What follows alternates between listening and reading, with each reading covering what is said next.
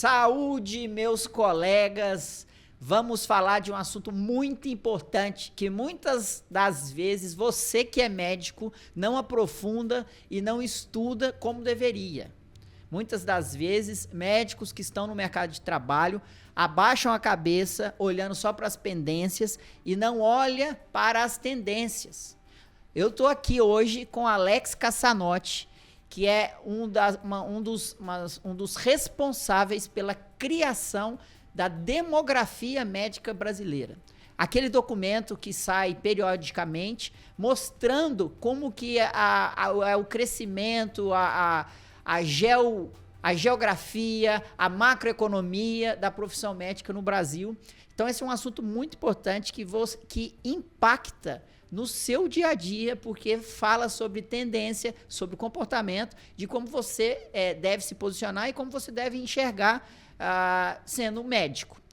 Cassanotti, muito prazer, obrigado por estar aqui conosco, um prazer falar com você.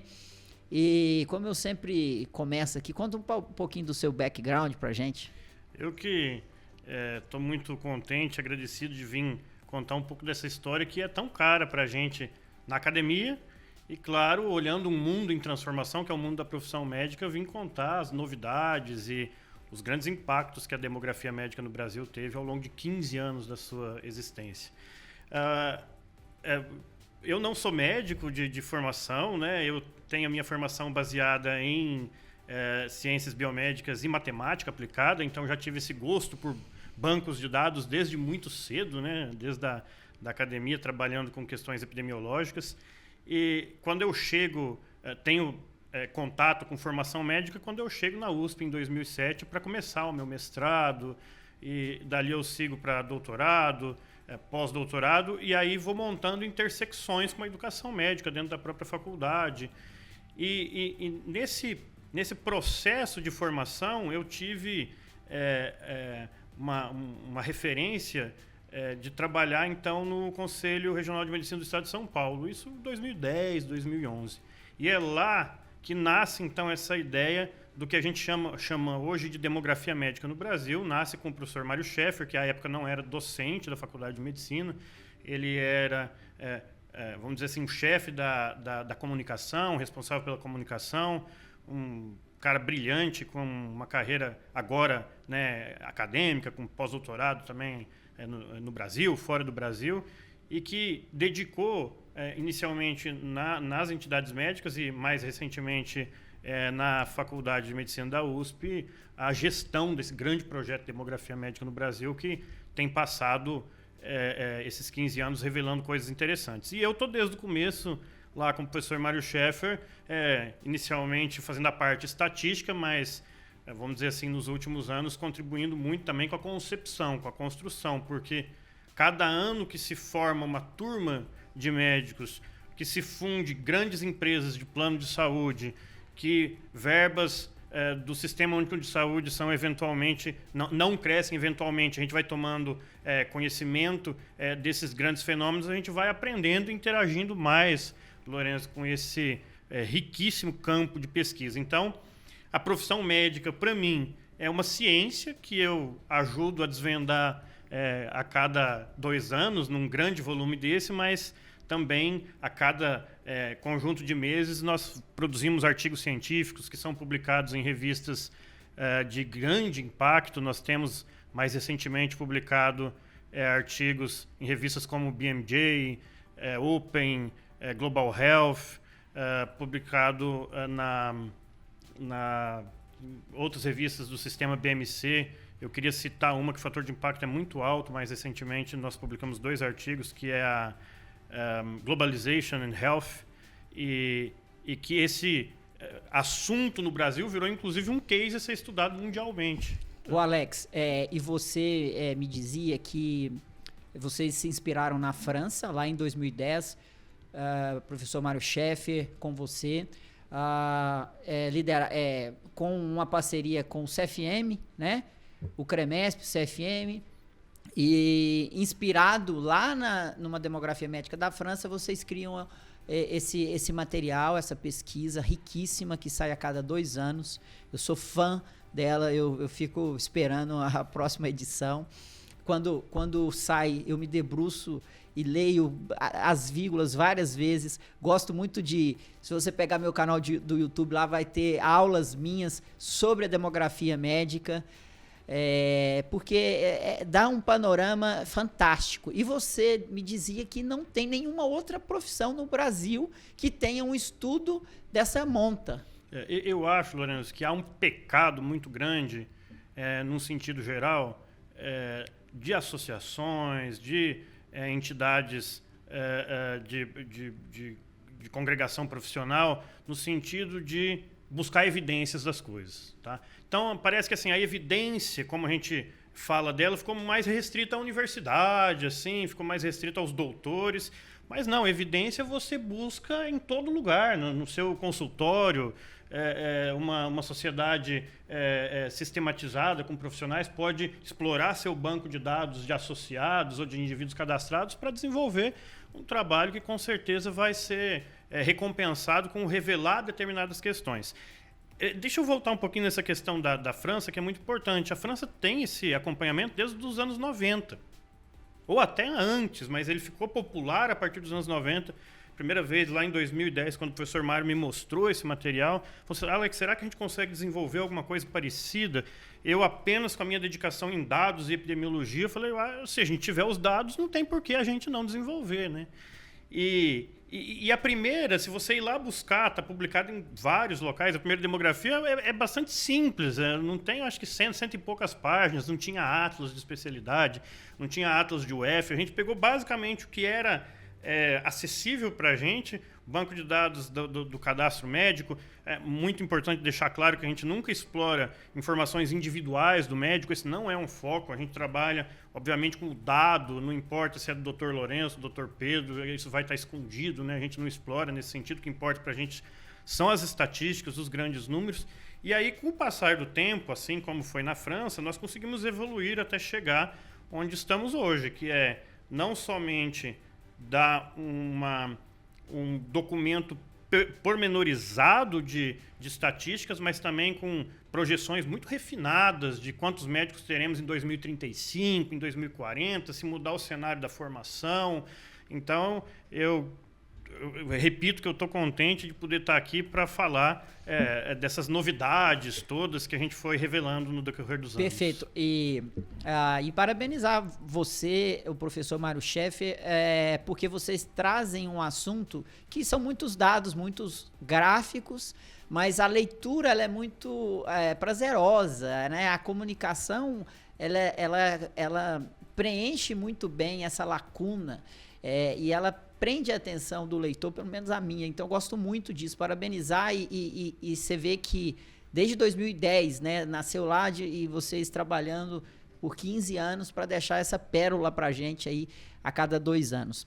Mas eu queria que você me apontasse 3 dados, 3 números aí que você e discorrer sobre ele. Então, se fosse, imagina aí uma prova lá do uma prova lá do vestibular.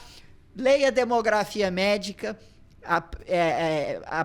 pegue 3 dados e discorra sobre ele. Isso é muito interessante, porque talvez a gente poderia falar assim, Lourenço, sem se esforçar muito, de uns 30. Então, os mais relevantes. 3, eu vou colocar aqui os que eu gosto de falar que são pontos de virada, tá? São pontos de virada e você vai entender por quê. Eu vou citar o primeiro, que é a feminização da medicina no Brasil. Tá?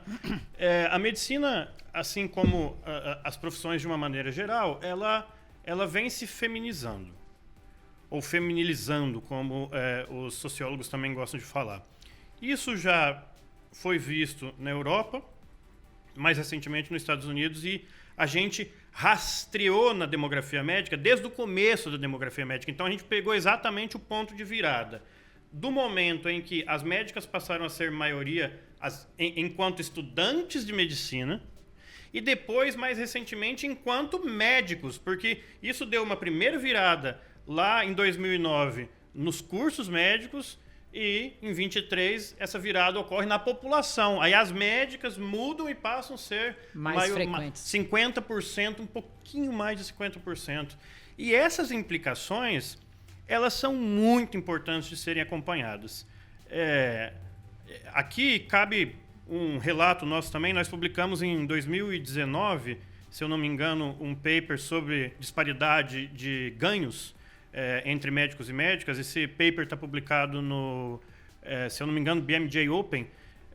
Eu postei lá no LinkedIn, no Dia da Mulher Médica, eu fiz uma postagem contando essa história, né? Como pode você ter uma profissão em que, nas faixas mais altas de salário, você tem 85% dos homens e apenas 15% das mulheres, ajustando tempo de formação, experiência, especialidade, todos esses fatores que, dito, explicariam a variabilidade, mas, na verdade, não explicam. Permanece uma lacuna muito grande da disparidade entre ganhos de salário entre médicos e médicas. E aí, Lourenço, tem um monte de implicação aqui do mercado de trabalho que são mais ligados. Que eu vejo que é muito debatido aqui, que é a questão o que é o médico pessoa física, o que é o médico pessoa jurídica, mas atuando como pessoa física, porque a famosa pejotização. Perfeito. Eu ouvi mais recentemente uberização. E no congresso da medicina intensiva na MIB, em que eu lancei um livro em novembro, um intensivista cearense falou uma coisa muito bonita. Ele levantou no meio da apresentação e falou assim: nós somos os novos boias frias. Nós somos os boias frias da nossa época. Porque, obviamente, você está falando de uma ligação de trabalho, de um vínculo de trabalho que é bastante sensível. Então, a questão das mulheres no mercado de trabalho não é uma questão simplesmente de você discutir a questão de igualdade de gênero. De igualdade de gênero ou, eventualmente, a questão de licença maternidade. Isso vai muito mais, é muito mais impactante, é muito mais profundo, Lourenço. Vai lá no tipo de vínculo, vai lá no de fato, a questão sociológica da mulher estar mais perto do lar. Eu fico pensando como que deve ser essa coisa, e a gente sabe que existem muitos casais médicos, né? O médico e a médica acompanham a família, né? E isso tudo são reflexões que são muito significativas. E eu sempre brinco, seja com os alunos ou onde a gente vai falar, Lourenço, que a cada descoberta que a gente faz, a gente abre mais 50, 60 perguntas para cada uma das descobertas. Então, se o professor Mário Schaeffer hoje fosse colocar, eu acho que 100 médicos para fazer doutorado lá com ele, não venceria as perguntas de pesquisa serem respondidas, né? Perfeito. Ô Cassanotti, esse predomínio das mulheres, assim, eu sou professor na Faculdade de Medicina da São Leopoldo Mandic, e cara, é incrível, assim, tem sala que é 85% mulher. E você é muito mais do que a gente precisa pensar, né?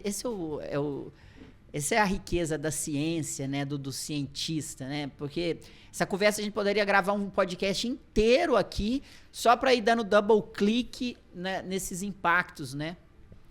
E como ela, infelizmente, tem essa disparidade de salários, né?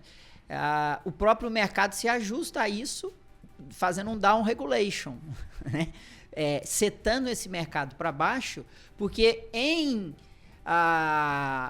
infelizmente, essa é a cultura vigente, que é triste.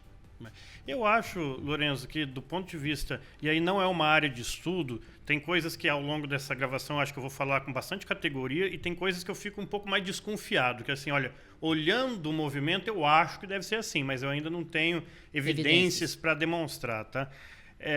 Seria muita inocência nossa pensar que a regulação do tal mercado fosse sempre feita para mais, para beneficiar o indivíduo em contraponto com a corporação. Isso seria uma maluquice, não só uma inocência. É óbvio que a corporação vai ser sempre mais beneficiada em relação ao indivíduo.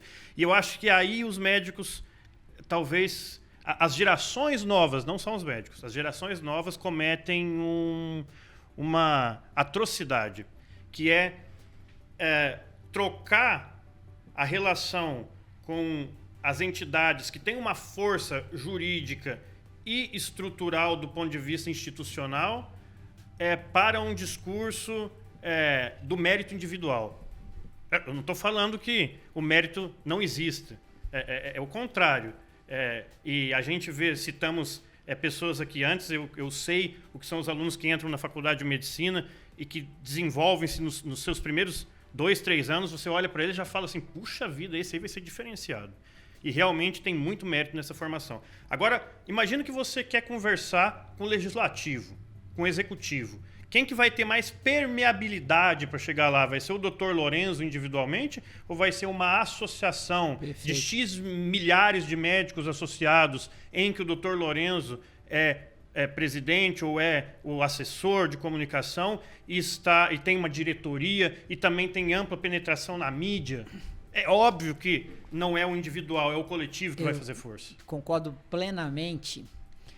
Mas eu tenho que levantar aqui um contraponto, que até que ponto esse reflexo do individualismo, principalmente nas novas gerações, não é fruto da omissão ou da incapacidade dessas associações conversarem com esses novos líderes, convidar esses novos líderes para fazer parte, né? Até que ponto o comodismo, a manutenção do status quo nestas entidades impede ou dificulta a ascensão dessas novas lideranças que vai falar a língua dessa geração.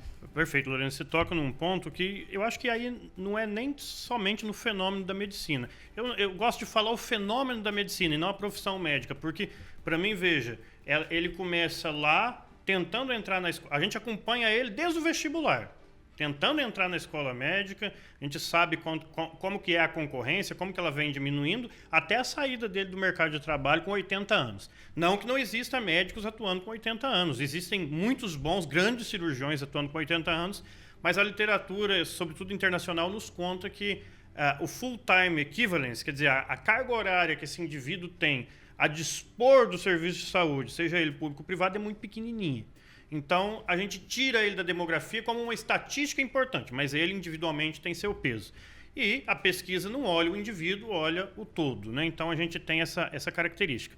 De fato, eu acho que tem duas peças que estão se conversando muito pouco. Primeiro não se fala da profissão médica na faculdade de medicina. Se ensina a cultura de ser médico, mas não te fala que tipo de contrato você vai assinar, como que você vai gerir seu consultório, como que você vai... Eu fazia um exercício numa faculdade de medicina que eu dei aula, na FASM, a Faculdade de Santa Marcelina, o coordenador, professor Pedro, deve nos assistir, tem muita amizade com ele. Os alunos falavam assim, o exercício era, quanto que você quer ter de renda no seu primeiro ano de formado e depois de 5 anos? E os meninos, eles falavam assim, eu quero fazer residência, eu quero me especializar e eu quero ter uma renda de 500 mil no primeiro ano de formado. Como? Você vai fazer podcast? Você vai trabalhar num sistema de produção em massa? O que você vai fazer para ganhar? Porque não conversa essas duas coisas. Não tem dinheiro no mercado para remunerar a quantidade de médico para ganhar. Não é assim que funciona. Então, eu acho que assim, existe uma inocência dos meninos quando entram na faculdade de medicina. Não existe uma disciplina que versa sobre o mercado de trabalho médico e a saúde do médico. Não existe uma disciplina. Eu tinha uma disciplina na época eletiva que eu ministrei e que sempre era lotado, mas era lotado de 40 alunos, não conseguia dar mais do que isso.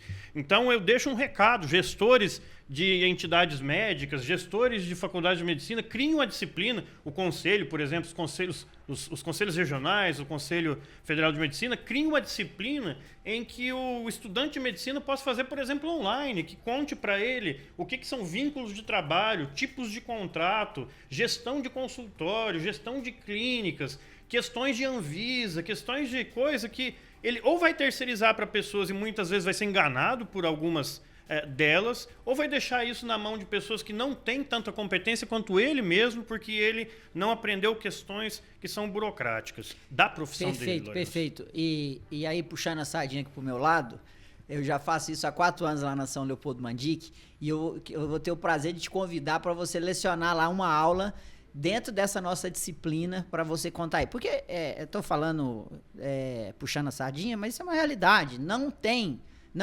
E foi, depois de 4 anos, A gente está começando a ver os alunos, o interesse dos alunos por entender que isso é importante e relevante para ele. Porque no começo a gente penava para atrair a atenção e o engajamento, porque, cara, por que eu tenho que fazer isso? Eu tenho que aprender a bulha cardíaca, o eletrocardiograma. E eu não sou contra aprender a bulha e o eletrocardiograma, mas depois vai sair e vai achar que vai ganhar 500 mil e ele não vai ganhar. E o pior, e isso, Cassanotti, é uma das hipóteses que eu tenho, isso prejudica a relação médico-paciente, porque ele não tem a expectativa dele preenchida, correspondida, e ele atribui isso à capacidade dele de gerar valor. Então, o que ele começa a fazer? Eu tenho que atender mais, eu tenho que tocar mais ficha, eu tenho que atender, dar mais plantão. E com isso, esquece de entregar o valor mais caro, que é o ato de cuidar para o paciente. Que é ser médico. Que é o ser médico. E aí, eu não vou... A gente não pode se prolongar muito, porque eu tenho que voltar nos pontos. Tem mais Nós estamos dois. no primeiro ponto ainda. Tem mais dois. Veja, Lourenço, os meninos, a frustração existe. E nós temos um artigo, que foi um estudo que eu conduzi pelo Conselho Federal de Medicina, publicado na Revista Brasileira de Psiquiatria, que é uma das revistas mais importantes, brasileiras mais importantes. Talvez seja a revista brasileira que tem maior fator de impacto no mundo. A revista das revistas brasileiras, a que tem maior fator de impacto e é reconhecida mundialmente.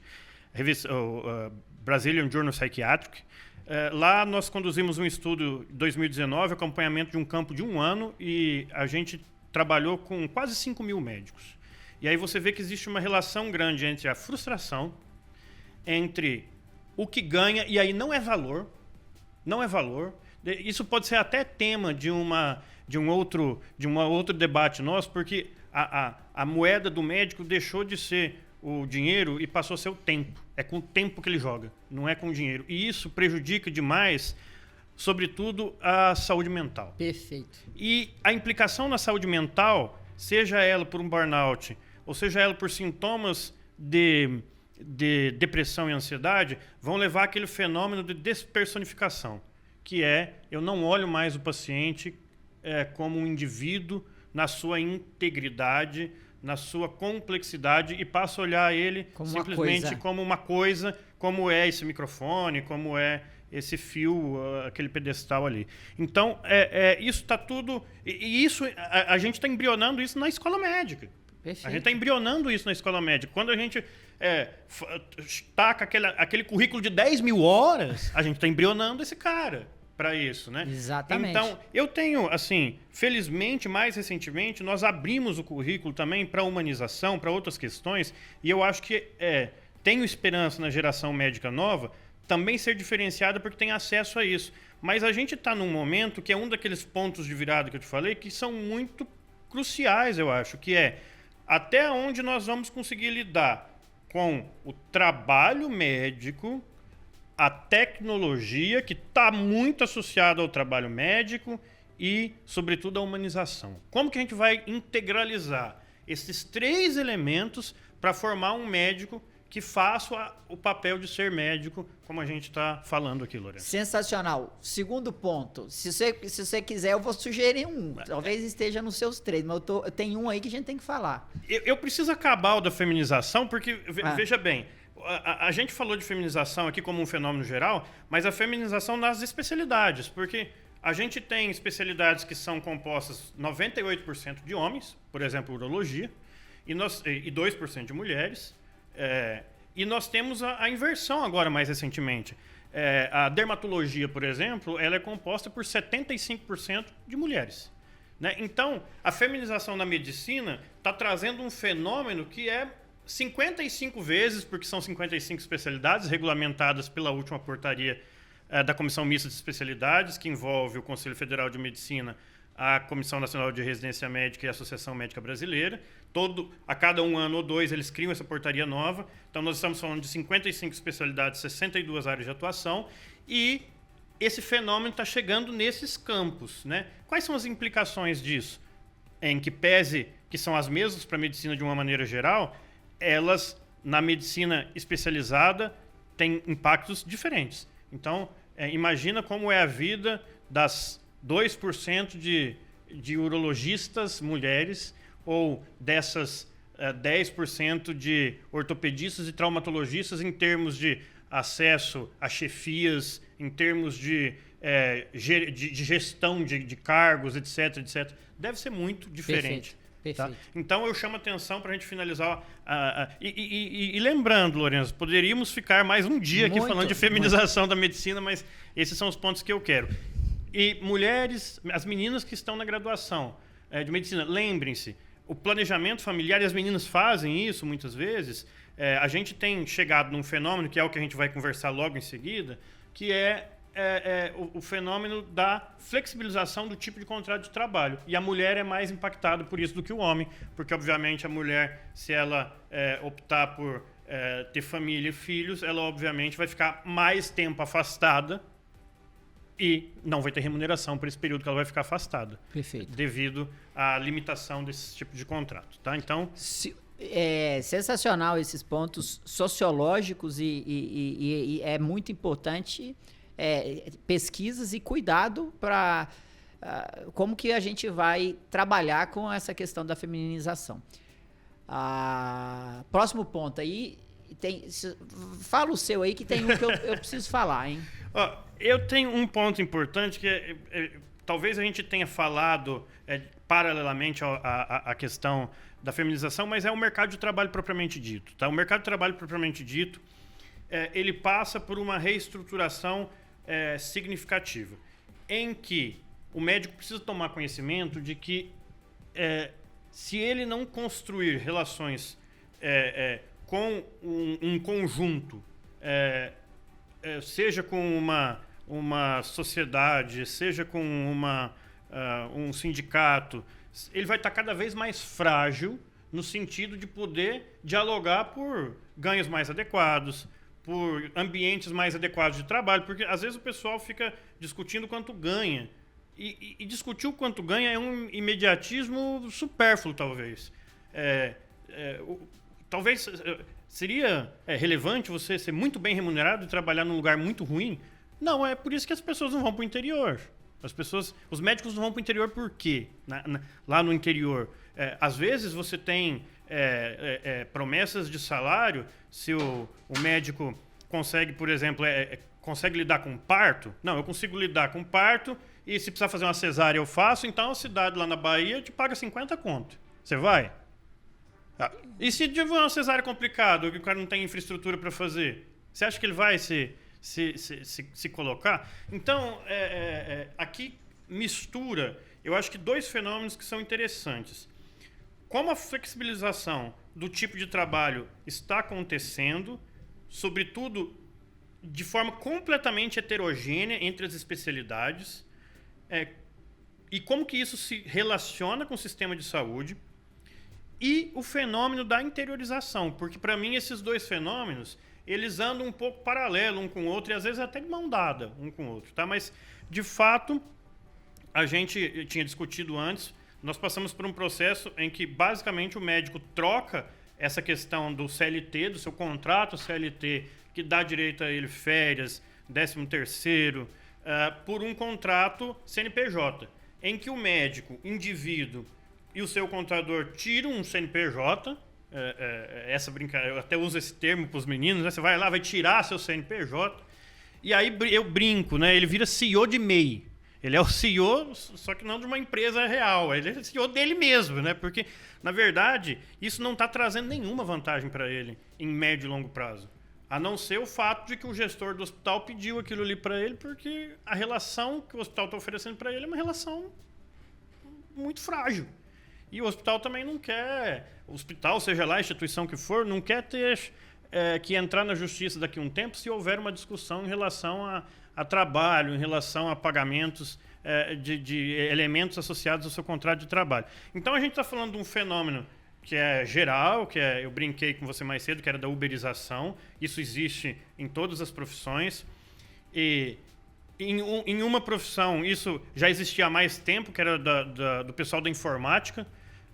Enquanto a medicina estava mais para trás no processo de pejotização, o pessoal de TI já estava pejotizado já fazia muito tempo já. Talvez desde o começo de 2000. Então, com esse pessoal de tecnologia, isso chegou primeiro. Agora, isso está muito forte nos médicos. Mas algumas especialidades são muito interessantes a visão de como que elas se organizam no mundo. Então, nesse mundo do trabalho. Então, Lorenzo, em vez de os profissionais trabalharem sozinhos, eles são cooperativados. Então, por exemplo, é o que está acontecendo com a medicina intensiva em algumas regiões do país. É o que acontece muito forte com a anestesiologia. E isso, de alguma maneira, regula o mercado, não para baixo, como a gente está acostumado a ver. Porque aí já não é o indivíduo, o Dr. Lorenzo, que está brigando por alguma coisa. É uma cooperativa que acaba tendo sua força, entendeu? Acaba tendo sua força para dialogar, porque eventualmente pode falar com o deputado, pode falar com o senador, Perfeito. Pode falar com o ministro, né? Então eu acho que aqui são pontos que nós já trabalhamos, mas relações de trabalho. Esse é um ponto de virada importante que nós estamos vivenciando. Estudante de medicina, você precisa compreender. Residente, você que está fazendo a sua residência, focado lá nas suas 60 horas semanais, daqui a pouco você, em tese, você não tem outros vínculos de trabalho, porque 60 horas semanais de trabalho mais outro vínculo deve pesar muito. A gente sabe que alguns deles fazem plantões, etc., mas o residente, eu acho que é um momento muito apertado em todos os sentidos da vida, da formação do médico. E acho que, inclusive, isso deveria ser muito mais reconhecido pelos órgãos financiadores, porque a impressão que eu tenho, Lourenço, residência médica dá conta da linha de frente do SUS. Se a gente não tivesse residência médica, a gente não teria atendimento à população. Então, acho que cabe aos gestores, isso foi repensado no passado, até pouquíssimo tempo a bolsa de residência médica era R$ 2.200, R$ 2.300. Foi na pandemia que foi sugerido os bônus e foi aumentando.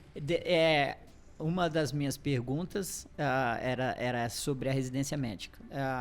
A gente vive um apagão nas vagas da residência médica. Você tem a teoria, né? O problema não é um apagão de vaga, é um apagão de financiamento. Porque as vagas estão lá. Eu queria que você explicasse um pouco dos impactos disso, desse aumento vertiginoso das pós-graduações pagas, o impacto disso na medicina, no fenômeno da medicina. Isso é muito interessante. Eu vou recomendar para a nossa audiência, Lorenzo, desde já, acessar um radar da demografia médica que o professor Mário publicou. Esse eu não tive trabalhando diretamente com esse dado, junto com o professor Mário, mas ele publicou uma série de radares, radares são um tipo de comunicação mais curtinha, né? Tá acessível pelo Google, se você escrever radar da demografia médica, isso ou vai estar no site do Ministério ou da MB. Nós vamos colocar aqui, vou falar na nossa Marilene, querida Marilene, nossa produtora. Eu tenho o link, eu já li esse radar. Me pede o link para a gente pôr na descrição do podcast. Isso é fantástico, porque dá a possibilidade, logo que a nossa audiência nos ouvir, já capturar esse documento. E lá é explorado o crescimento da pós-graduação, vamos dizer assim, curso com menos de 400 horas, 300 horas, o quanto é online, o quanto custa. E foi um pós-doutorando, um doutorando do professor Mário, o pós-doutorando, o doutor Ivan, salvo engano, que fez esse trabalho, é muito dedicado, médico de família e comunidade, e traz esse perfil que é muito interessante, porque isso são as milhares de vagas de especialização. Especialização tem lá as suas atribuições na legislação da educação, mas isso está longe de ser uma ferramenta padrão ouro, ou padrão sequer prata, talvez padrão madeira, vamos dizer assim. Porque imagina que a medicina, Lorenzo, e aí aqui quem está falando para você não é um médico, é um entusiasta, a medicina ela só existe por conta da relação com o doente. É assim que nasce a clínica. E eu brinco muitas vezes com os meninos quando eu estou ensinando, lecionando. Eu sou epidemiologista. Epidemiologista não precisa acreditar na doença. Epidemiologista trabalha com desfecho. O desfecho pode ser gestação, pode ser cor do olho, pode ser qualquer coisa. Eu vou fazer um modelo e te entregar para tentar explicar a variabilidade de como aquele fenômeno acontece. O médico não, o médico precisa acreditar no conceito da patologia, na apresentação clínica, no diagnóstico diferencial, no diagnóstico laboratorial, no diagnóstico por imagem, criar uma hipótese diagnóstica e comprovar ou refutar essa hipótese diagnóstica com base a um histórico do próprio paciente, a esse conjunto de evidências que ele catalogou em relação àquele caso. Isso só se dá da relação com o doente. Isso não acontece na frente do computador. Você pode trazer modelos talvez mais refinados, com simulação, e que te dê uma ideia disso, mas o conceito de especialidade é intensidade de atendimento de doente. Um cardiologista, ele é cardiologista por quê? Porque ele tem um papel... antigamente, na Praça da Sé, vendia certificados de N coisas. Não sei se vendia de médico, mas de N coisas. Mas se você pegar um certificado e falar, olha, eu sou cardiologista, mas eu não atendi 1000 doentes cardiológicos, eu não vou ter conhecimento nenhum de cardiologia. Tem que ter horas de voo, né? Exatamente. E aí o que você está falando é que essas pós-graduações, muitas das vezes, são apenas teóricas, não tem o paciente na beira do leito. Exatamente. Né? Eu acho que é um impacto brutal na qualidade da formação. E muitas vezes o médico, de forma... por não ter conhecimento, inclusive, da própria legislação, que talvez isso também seja uma coisa importante, ele comete o erro de falar que ele é metabologista, ou ele coloca no cartão assim, metabologia, mas ele não fez uma residência nesse campo. Ele fez uma especialização. Então, o que ele está fazendo? Enganando, induzindo que o paciente dele acredite que ele é um metabologista e vai administrar para esse paciente que está com sobrepeso um Ozempic, porque agora é uma fama, em vez de mandar esse cara fazer exercício físico e corrigir a sua taxa metabólica e corrigir os seus problemas, não com tratamento, porque esse cara eventualmente talvez não esteja doente, mas ele esteja numa transição entre... aqui eu estou citando um exemplo, né? Entre estar com sobrepeso, tornar-se diabético e voltar talvez para uma questão de saúde basal, simplesmente fazendo exercício físico e corrigindo sua dieta. Ele não desenvolve esse amadurecimento, né? Isso é gravíssimo. E o médico bem treinado, que vê o paciente, né? Ele o único que tem essa capacidade de dizer que se aquele medicamento tem ou não tem indicação, segundo as evidências, para aquele paciente, né?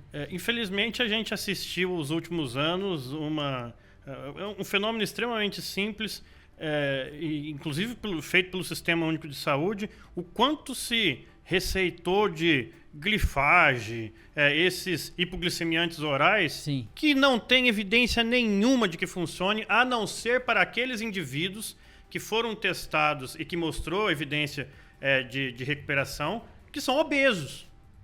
sim.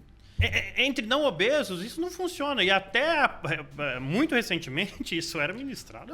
Ô Cassanotti, mas a gente já sustentou aqui a argumentação de que a pós-graduação ela é muito perigosa, porque muitas delas, pode ser que tenha, mas muitas delas não tem o paciente à beira do leito e o médico não tem essa oportunidade de treinar com o paciente, ou seja, não tem horas de voo. Do outro lado, os postos de residência médica existem, então não é que faltam espaços de formação. Não falta verba do governo federal ou de outros entes, quero sua explicação, para financiar que aquele médico esteja ali cursando a residência, né? Para onde que a gente vai nisso? Porque na minha ótica isso é um problema político de prioridade, de priorização. Perfeito, Lourenço. Você tocou num ponto que, assim, dessa história a gente deveria ter começado de fato pelo padrão ouro, mas eu acho que é tão impactante hoje e esse radar da especialidade da pós-graduação está na mão, que a gente começou de trás para frente, vamos dizer assim. Mas vamos falar do padrão ouro agora. Qual é o padrão ouro? É reconhecido mundialmente, reconhecido pelos pares, reconhecido pelas sociedades de formação especializada, residência médica. Por que é o padrão ouro? Porque coloca o indivíduo dentro do sistema de saúde fazendo atendimento de pacientes. E isso, nas suas especialidades, vai fazendo com que ele se aprofunde no que são conjuntos diagnósticos ou elementos diagnósticos mais comuns até aqueles mais desafiadores. E, obviamente, quanto mais capacidade ele tiver com os mais desafiadores, mais especialista ele é no seu assunto. Infelizmente, no Brasil, o acesso a essas vagas está reservado a pouquíssimos médicos. Primeiro porque, se eu não me engano, no ano passado nós tivemos em torno de 18 mil R1s. Então, nós estamos falando de R1s residentes que entram e nós estamos formando 33, 34. Daqui a pouco a gente vai estar formando 45, logo mais. Até 2030 a gente vai estar formando quase 50 mil. E como acompanha essas vagas? E aqui eu vou te contar de como esse mercado da residência, como a gente tem que entender ele. Nós temos um mundo das universidades federais, que tem os hospitais universitários e que o financiamento dessa bolsa é Ministério da Educação.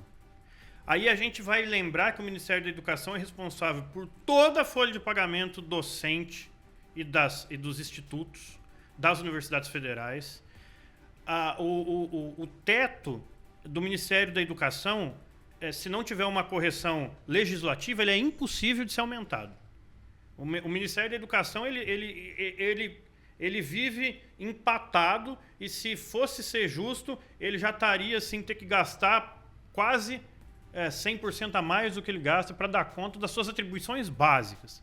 Então você olha para isso e fala, como que eu vou aumentar isso? É muito difícil pensar nisso.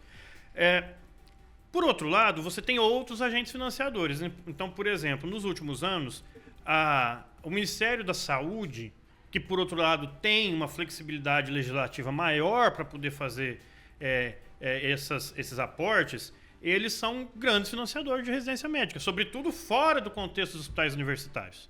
Fora do contexto dos hospitais universitários, o Ministério da Saúde é o principal financiador. E você tem as secretarias de Estado da Saúde, e aí você tem talvez algumas milhares de bolsas sendo financiadas, e você tem as secretarias municipais de saúde. A Secretaria Municipal de Saúde em São Paulo é um dos grandes financiadores, Lorenzo, de residência médica. É um dos grandes financiadores. Então, para compreender esse mercado, para compreender esse nicho, a gente precisa ter uma amplitude de visão e falar assim, mas onde que tem espaço para aumentar, então? Tem espaço para aumentar. Deveria ter nos municípios, estado e, de fato, no Ministério da Saúde.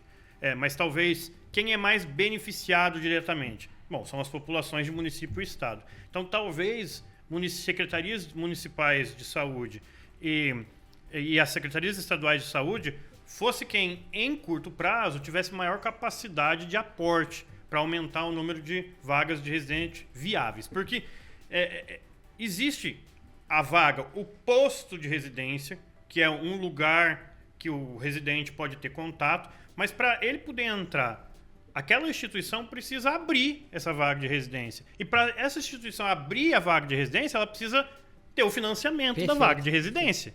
Porque senão, simplesmente é um espaço que vai ficar desperdiçado. E existe espaço, na minha opinião, para criatividade aí, né? Por exemplo, esse orçamento do município, esse orçamento do estado, é sabido que municípios têm dificuldade em fixar médicos na sua região, né? Por que não faz algumas coisas criativas, abre a vaga de residência, esse cara vai receber a bolsa, vai ser financiado, mas depois ele tem que ficar aqui nesse município X anos ganhando isso, né? É necessário ter essas criatividades para trabalhar com esse orçamento, porque senão não existe outra alternativa para não pegar o padrão ouro e ir com o padrão madeira, o Cassanotti. Ô Lorenzo, eu vou ter que me posicionar aqui para que os nossos leitores, as pessoas que estão nos assistindo aqui agora não crucifiquem você. Porque o que você está sugerindo é trabalho médico obrigatório. E isso é uma briga que existe, porque de fato, isso é muito prático pensar. Pensa. Eu te dou a oportunidade de te especializar. Aham. E você está recebendo por isso. O que custa você... Ficar 2, 3, Ficar tá? 2, 3 anos recebendo, eventualmente, até um teto. Ó, Isso. O teto da especialidade Não é de graça, esse. não. Não é de graça, não. É o É. teto. Eles, as entidades médicas chamam isso de trabalho médico obrigatório. E aí você tem um embate que não está no campo da matemática, ela está no campo sociológico, Não, no campo sim. ideológico. E aí, assim, chegou nesse campo, tudo é mais difícil de prosperar. Então a gente tem que... Tem um exemplo muito interessante, depois você leia sobre isso. Eu acho que, se eu não me engano, o professor Milton Arrudo, da Faculdade de Medicina da USP, esteve envolvido. O tal do Provab. Era um programa que a ideia era mais ou menos essa. O residente ficava, o jovem médico ficava dentro desse programa Provab, recebendo uma bolsa que era maior do que a bolsa de residência médica, porque isso estava muito atrelado à atenção primária.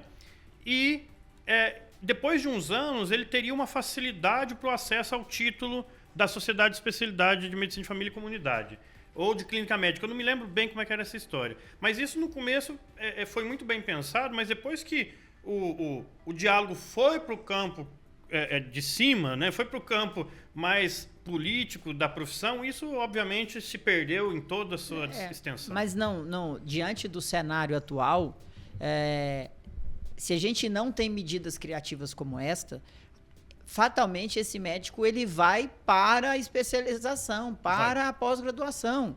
Não tem como. Então, volto lá na minha primeira intervenção. Até que ponto essas sociedades que têm a prerrogativa legal de legislar ou de defender o direito médico, elas não estão míopes para situar, porque não adianta eu ficar cego para a situação. Se eu não tenho condições, né? Orçamento do Brasil atualmente endividado, já não tem mais. Se eu não criar situações para conter esse cobertor curto, a gente vai formar esses médicos nas especializações. E as especializações vão ser cada vez mais comum. E aí esse médico vai voltar para esses órgãos de classe para serem julgados pela ineficiência médica, pelo erro médico então é um pouco de miopia. Isso é mais um ponto que eu falo. Só sobre esse assunto a gente poderia debater e talvez tenham pessoas muito mais qualificadas que eu, porque realmente esse é uma discussão sensacional. E eu assisto esse processo há 15, 16 anos, né? Assisto esse movimento que está ocorrendo agora, nesses pontos de virada que estão ocorrendo agora. Que caminho a gente vai seguir? É preciso que haja unidade em torno dos problemas da profissão médica. E hoje você tem, infelizmente, as profissões, as entidades médicas, em que pese eu tenho amigo em todas elas, as entidades médicas estão politizadas. Politizadas não no sentido, como eu vou te falar, como umas defendem um conjunto de ideias, outras defendem outro conjunto de... Não significa que elas estão politizadas ao ponto da política geral, mas elas estão politizadas em como se enxerga a sua ideia de gestão, talvez, e de certa maneira aquilo fica imposto, tem que ser imposto, e cada um... Então elas não conversam, né? Perfeito. Então, se você não trouxer à mesa essas entidades com cabeças jovens e com diálogos que têm que ser muito voltados à unidade e não à minha posição como conselho, como associação, como não sei o quê, a gente não sai desses assuntos. A gente vai ficar e, eventualmente, a gente vai tendo perda. Porque imagina assim, um indivíduo que que gosta de cirurgia. Nada impede que ele se forme o 6º ano e saia operando gente. Não tem nenhum regulamento que... Ele pode abrir a sua cabeça depois de um traumatismo craniano ou depois de um rompimento, de um aneurisma. E a única coisa que fala é, se você se achar hábil para isso, então faça. Agora, como que a gente vai mexer com isso? Com regulação? Com pactuação? Para onde que vai esse debate? E aí a gente enxerga que se não tiver... De fato, essa unidade, Lourenço, em torno das entidades médicas, isso não vai para lugar nenhum. Isso vai ficar parado, isso vai ficar... Aí, mas o mercado regula para baixo. Aí o mercado vai regulando para baixo. Daqui a pouco vai ter cardiologista aí, que a gente não vai, de fato, reconhecer esse indivíduo, que não sabe fazer um trabalho de cardiorressuscitação, alguma coisa. Ausculta pulmonar. Ausculta cardíaca. Deixa eu contar uma coisa para você antes disso, antes de você me interromper. Eu era o estatístico do exame do CREMESP em 2012, 2013, 2014. Eu trabalhei até 2018 no CREMESP. Existia o exame do CREMESP. Sim, eu fiz esse exame. No exame do CREMESP, nós já falávamos que 65% das pessoas que iam lá fazer, isso é estatística, não é o que eu acho, não. 65% dos meninos não sabiam interpretar um raio-x com tuberculose. Com a apresentação clássica da instalação do bacilo de Koch, o processo inflamatório lá instalado, e não sabiam qual que era o procedimento para se fazer a partir... Porque a pergunta não era que doença é essa. Olhando esse raio-x, qual vai ser a tua conduta terapêutica? Mesmo... Isso há 10 anos atrás. Agora, o terceiro ponto, para a gente caminhar para o final, se você me permitir, eu vou te sugerir. Porque por favor. É um ponto até certo ponto polêmico, e eu sei que vai dar uma boa discussão. Segundo me consta, posso estar enganado, o Brasil é um país que mais tem escolas de medicina, ou um dos que mais existem escolas de medicina. Em que pese o dado da OMS de número de médicos por habitantes, a gente percebe muito claramente, lendo, que o problema não é de quantidade de médicos, sim de distribuição dos médicos. Então, eu queria entender sobre essa proliferação das faculdades de medicina no território nacional. O que você pode falar para a gente sobre isso? Vamos lá, Lourenço. Esse é um dos tópicos que eu também gosto muito de discutir. Vamos abrir umas gavetinhas diferentes. Nós temos uma questão de legislação, vamos deixar numa gaveta, tá?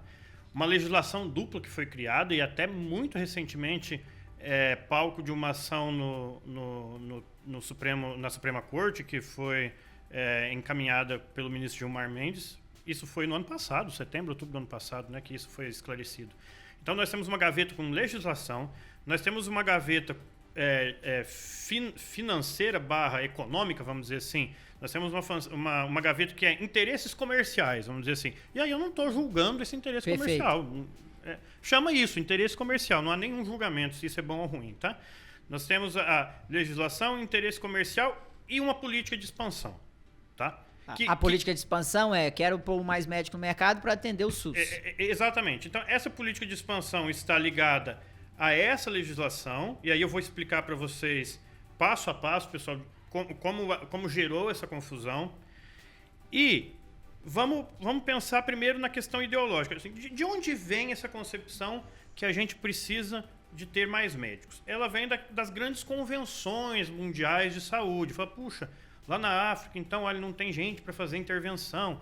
E qual que é a diferença do médico com os outros profissionais de saúde de um ponto de vista muito geral aqui, pessoal? Por favor, não me entendam na implicação da ética médica, nada disso. É que o único profissional que é capaz de fazer intervenção no paciente é o médico. É o único capaz de receitar. A gente pode discutir aqui o receituário da enfermagem, nas suas limitações, mas a massa, o grosso, a gente vai estar falando do médico, tá? E essa ideia, então, já houve no passado, nas entidades médicas, uma ideia de que bom era ter um médico para cada 1.000 habitantes. Isso já existiu, lá nos anos 90. Mas ninguém lembra. Todo mundo hoje perdeu a memória disso. Quando há essa migração entre o governo final do segundo Lula, primeiro Dilma, existia de fato um plano de político e de governo do primeiro Dilma que era precisa ter médico na atenção primária da saúde, e aí criou-se essa ideia do mais médicos. Isso acontece também, Lourenço, por uma questão que eu não sou especialista para falar, tem pessoas muito mais capacitadas que eu. Isso acontece no momento em que o governo Dilma estava muito mal cotado e que precisava de uma ação para melhorar a visão desse governo com a população geral. Então, o programa Mais Médicos, ele sai muito a toque de caixa, sem um diálogo amadurecido com as sociedades de especialidade, com os conselhos de medicina, Perfeito. com os sindicatos médicos, as federações.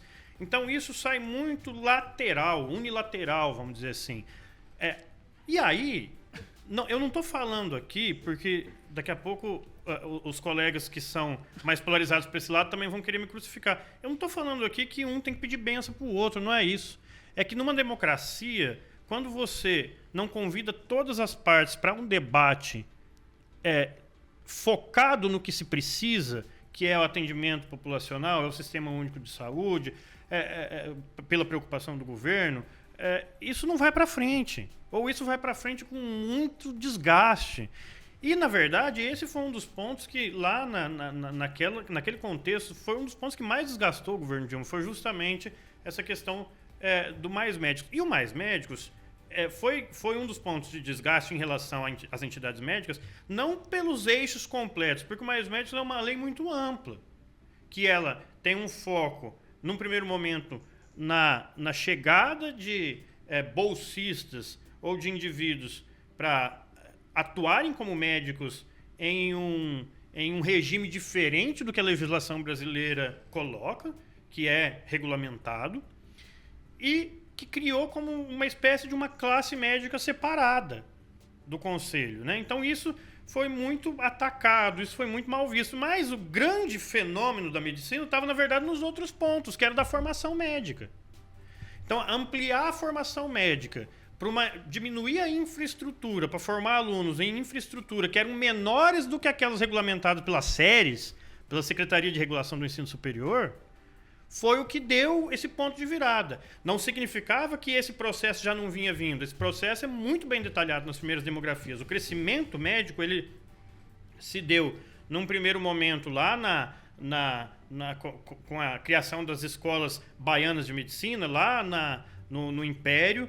Depois ele vem, num segundo momento mais forte, nos governos militares. E, nos anos 90, um pouco mais tímido. No começo do governo Lula, mas isso é regulamentado pelas SERES, então isso vai muito pincelado. Sustentável, de forma sustentável. De forma sustentável, porque isso tinha que responder a uma legislação muito específica, muito criteriosa, vamos dizer assim. E aí, quando chega em 2013, você tem esse ponto de virada, você tem uma legislação que, de fato, foi destacada da regulamentação das SERES, porque... Aí você criou uma bizarrice. Você criou uma fila para abrir escola médica via SERES e uma fila para abrir escola médica via Lei Mais Médicos. Via Lei Mais Médicos. Aí virou uma bagunça, porque é um negócio muito rentável, virou um campo de investimento internacional e abertura em bolsa de valores. As instituições entraram nessa abertura de mercado, nessa abertura de capital. Criou-se conjuntos que fazem gerenciamento dessas escolas médicas com uma pergunta discutida. Será que essas escolas médicas terão capacidade de formar médicos adequados ao sistema de saúde, seja na atenção primária, seja na atenção hospitalar? E eu falava isso em 2012. A hora que as entidades médicas perceberem que o aumento de médicos que o aumento quantitativo e não qualitativo, que essa é a discussão, ele tiver absolutamente fora da curva, vai se criar uma coisa tipo exame da ordem. Eu falei isso há 10, 12 anos atrás. Agora parece estar mais próximo, né? Agora parece estar mais próximo. Tem 2 projetos, um na Câmara e outro no Senado, e que cria isso. E isso também tem que ser tema de horas de assunto, porque isso tem impactos, por um lado, positivo, vamos dizer assim, mas tem impactos muito deletérios à profissão e que devem ser muito bem refletidos para que a gente não resolva mais uma vez criando uma aberração jurídica, um problema na medicina. Um dos problemas com esse exame de ordem é que você, no momento que você o cria, você relaxa do ponto de vista de fiscalização das escolas, porque tem uma outra peneira para ele passar, né? Isso pode criar mais problema na formação médica. E esse fenômeno da pós-graduação, Cassanotti, que o médico precisa estar ao lado do paciente, ele é refletido nessa abertura exagerada, ou proliferativa, ou sem controle das escolas médicas, porque é impossível abrir uma escola médica da noite para o dia e criar postos de atendimento onde você conecta o aluno com o paciente, né? Eu acho que o mais desafiador, ele passa por uma série de coisas. Por exemplo, ensinar médico com docentes não médicos. Porque imagina se tinha médico, esse tanto de médico para ensinar esse tanto de aluno. Não tem. A gente ensina médico com biólogo, não estou questionando aqui... fazendo juízo de valor. Fazendo juízo de valor, não, mas... imagine, se eu estou ensinando em clínica com um clínico, isso me parece mais relevante, em que pese eu posso ter talvez um biomédico com muita capacidade de ensinar determinadas coisas na área dele, mas que isso não vai ser clínica, isso não vai ser clínica médica. Eu acho que o primeiro ponto é esse. O segundo ponto é campo de prática. Campo de prática. Onde estão os campos de prática? Quem são os preceptores? Porque aí sim, aí eu estou falando do indivíduo que vai estar ensinando na prática. E medicina é diferente de matemática. Por exemplo, eu faço um teorema, explico uma relação e o aluno responde na prova e fala, puxa, ele entendeu mesmo para que lado vai a coisa aqui. O outro não, eu tenho que saber se ele está palpando em cima do fígado da maneira adequada, eu tenho que saber se ele está fazendo uma palpação ali de maneira adequada, senão ele não aprendeu. Perfeito. E se ele não aprendeu, ele não vai replicar isso na sua prática.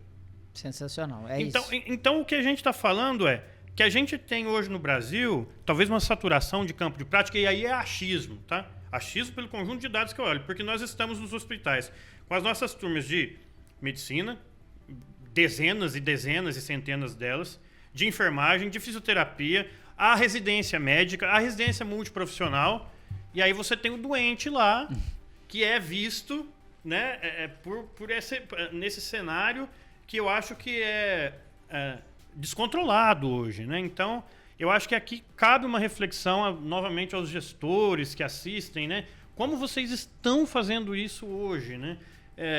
Se a gente pensar numa questão filosófica, que se regule para cima as coisas, né? Que, puxa, se eu tiver se tiver convergindo esses horários, como é que eu vou fazer para poder então pensar talvez na integração entre os alunos de medicina e enfermagem, uma coisa inteligente que todo mundo possa aproveitar esses campos, mas o que a gente vê na prática nos hospitais é de fato dificuldade de você contratar e a forma com que você contrata preceptor para internato.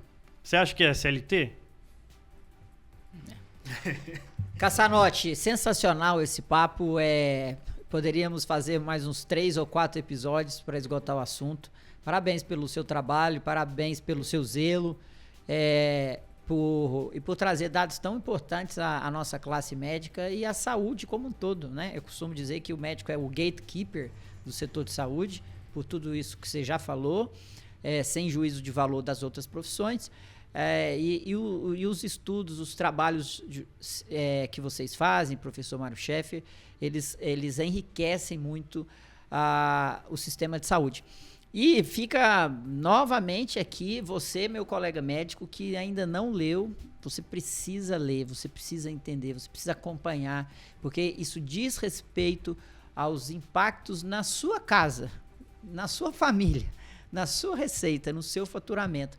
E você vai ver que tem, lendo ali, existem inúmeras oportunidades. Você pode olhar aquele material lá com dois o copo está meio cheio ou está meio vazio, né? E eu vejo ali também existem muitas oportunidades.